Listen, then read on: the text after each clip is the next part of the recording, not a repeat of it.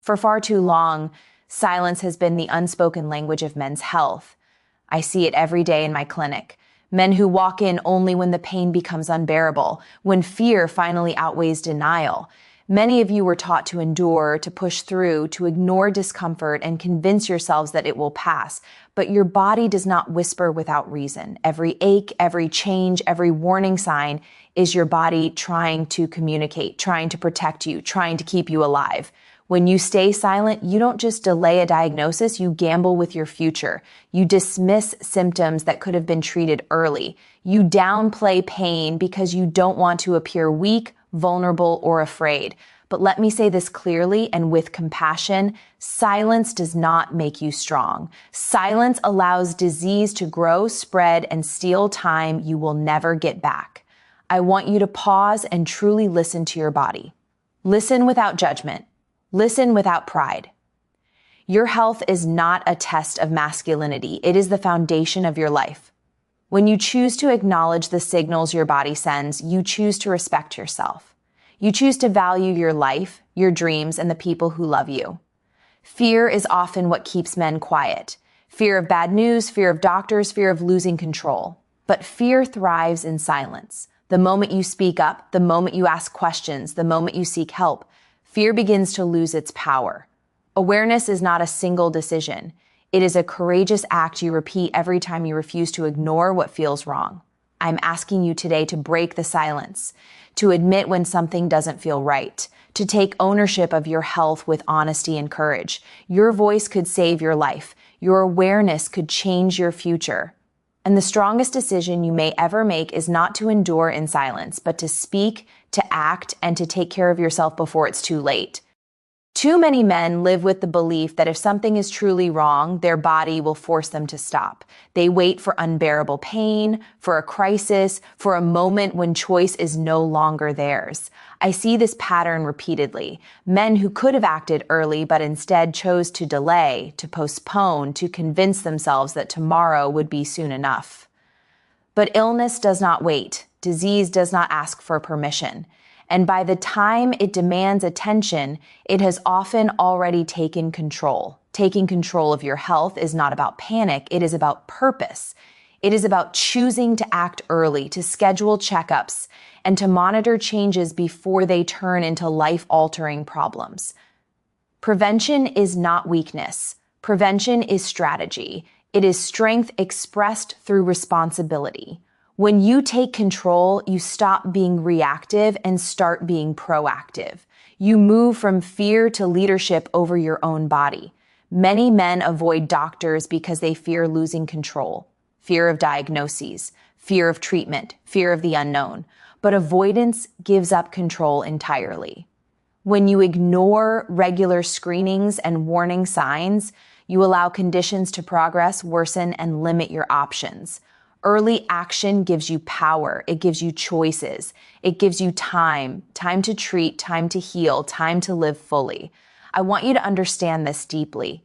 Control is not about doing everything alone. Control is about making informed decisions, about asking questions, about partnering with medical professionals who are there to protect your future. When you take responsibility for your health, you reclaim authority over your life instead of surrendering it to chance. Taking control today may feel inconvenient. It may require effort, honesty, and discipline, but the cost of waiting is far greater. I urge you to prioritize your health the same way you prioritize your work, your finances, and your responsibilities. Your body is not replaceable. Your life is not negotiable. Act before illness acts on you. Take control before it takes you. Because the strongest men are not those who wait for a crisis. They are the ones who step forward early, take responsibility, and choose health while they still have the power to do so. When we talk about men's health, we often focus on the individual, but your health has a reach far beyond your own body. Every decision you make about your well-being sends a ripple through the lives of those who love you. Your family, your partner, your children, your parents, your friends, they all depend on you in ways you may not fully realize. When you neglect your health, you don't just risk your own life. You place a burden on the people who care about you most. Many men tell themselves they are being selfless by putting everyone else first. They work harder, sacrifice sleep, and ignore symptoms in the name of responsibility. But neglect is not sacrifice. True responsibility means choosing to stay healthy, to stay present, and to stay strong for the people who count on you. Your loved ones don't need you to be invincible. They need you to be alive. Think about the faces that come to mind when you imagine your future.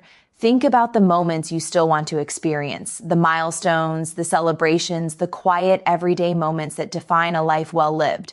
Protecting your health is how you protect those moments. When you choose to attend checkups, follow treatment plans, and address problems early, you are actively choosing to preserve time with the people who matter most. Illness does not affect one person alone. It disrupts, drains, and reshapes entire families. I have seen the emotional weight carried by partners and children when a preventable condition becomes severe. But I have also seen the relief, the gratitude, and the strength that comes when a man takes responsibility early and changes the outcome for everyone around him. I ask you to reframe how you see your health. It is not selfish to care for yourself. It is an act of love. By protecting your body, you honor your role as a father, a partner, a son, a leader. You commit to showing up fully, not just today, but for years to come. Your health is a promise to the people who depend on you. Keep that promise. Choose action over avoidance. Protect yourself so you can continue protecting them. Because the strongest legacy you can leave is your presence. For generations, men have been taught that strength means enduring pain, hiding fear, and never asking for help.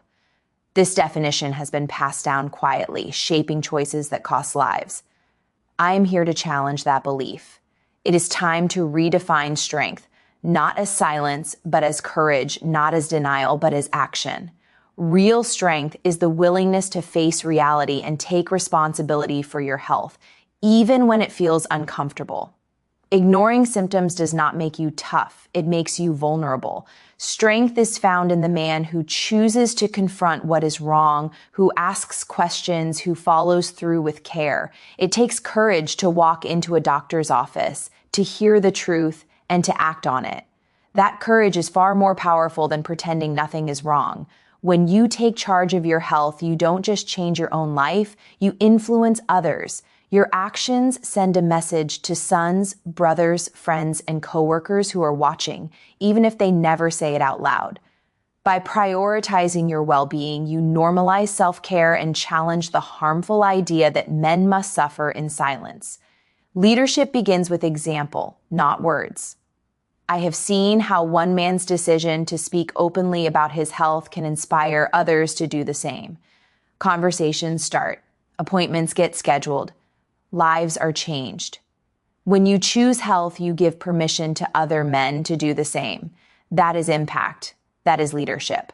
Redefining strength also means accepting that seeking help is not losing control. It is claiming it.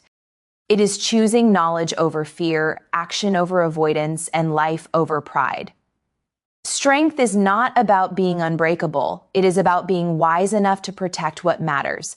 I urge you to lead boldly, lead with honesty, lead with responsibility. Redefine strength not by how much pain you can hide, but by how bravely you act to prevent it. When you do, you don't just save yourself, you create a culture where men live longer, healthier, and more empowered lives.